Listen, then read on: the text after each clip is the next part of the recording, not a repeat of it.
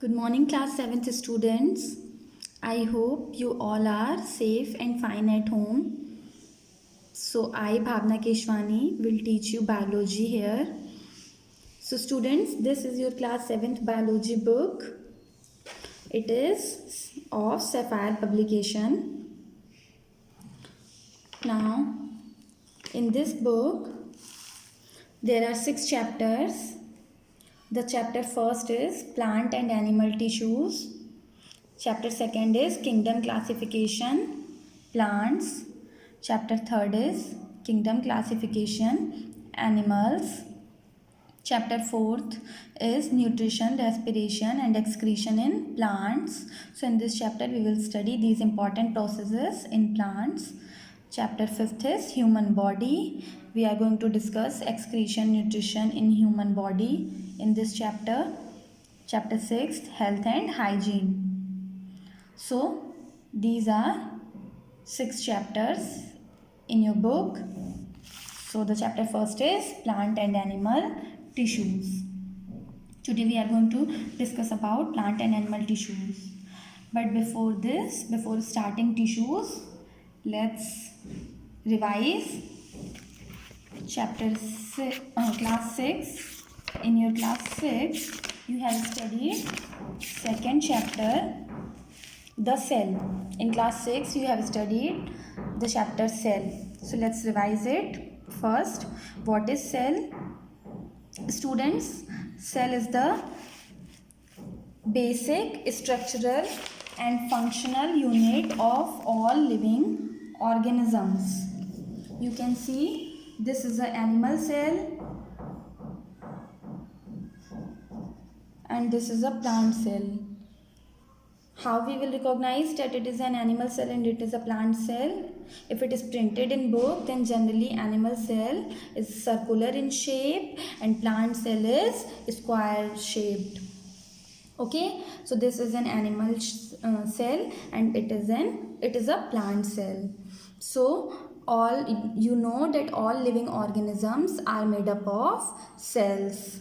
Their whole body structure is made up of small units called cells. Students, as a building is made up of bricks, in same way a living organism's body is made up of very small parts which are called cells, and these are the cells. Now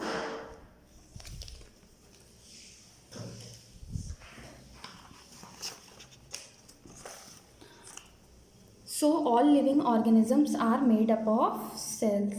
Now some organisms are made up of only one cell. Some living organisms are made up of only one cell and they are called unicellular. You have studied in class 6th. Some living organisms are made up of only one cell. Their whole body is made up of only one cell, and with this one cell only they perform all their important functions: digestion, respiration, circulation, excretion. All the functions are performed by this one cell only. So those organisms are called unicellular organisms.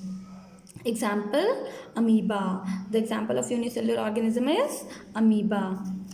The next, multicellular organisms. The next is multicellular, whose whole body is made up of many cells, thousands, lakhs, millions, billions, trillions of cells. So because their whole body is made up of many cells, that's why they are called multi. So in multicellular organisms, their body is made up of many cells. Example, like human beings, we, all plants, animals, cats, dogs, all are multicellular organisms. Now the question is that in how the cells are arranged in multicellular organisms. In unicellular organisms, their whole body is made up of only one cell. So one cell will perform all the functions. But in multicellular organisms, there are many cells. So how the cells are arranged in their body?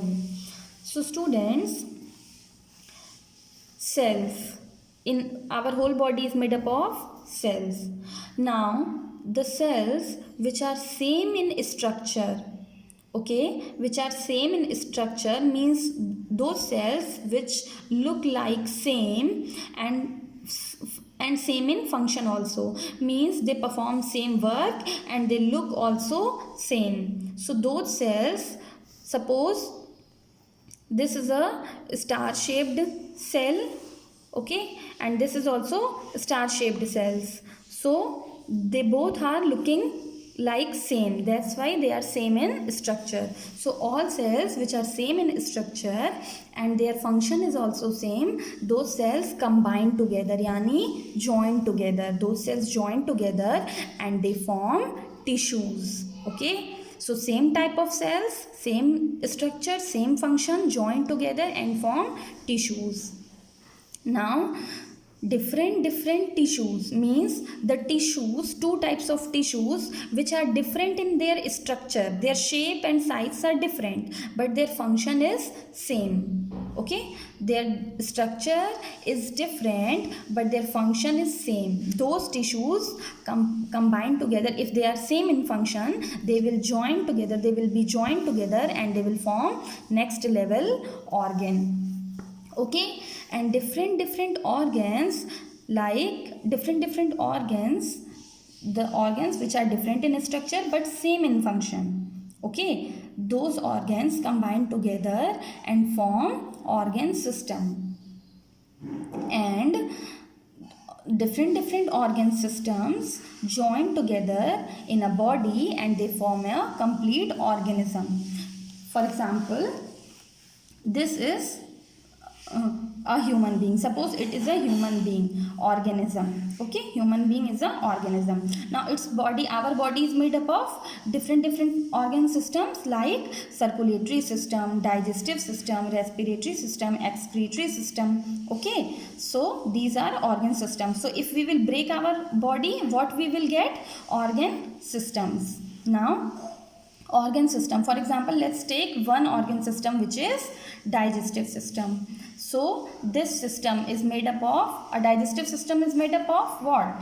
You have studied in class 6 that digestive system is made up of mouth, teeth, tongue, esophagus, stomach, intestine, pancreas, right? So what are all these things? What? Stomach, intestine, pancreas, mouth, esophagus, all these are organs. So this digestive system, which is an organ system, it is made up of different organs like stomach, intestine, esophagus, right? And now each of these organ like stomach, intestine, each of these organ is made up of different tissues, okay. Each organ is made up of many tissues and each tissue is made up of many cells, okay. So in this way in our body cells are arranged, cells joined together form tissues, tissues joined together form organs, organs joined together form organ system, and organ systems joined together form an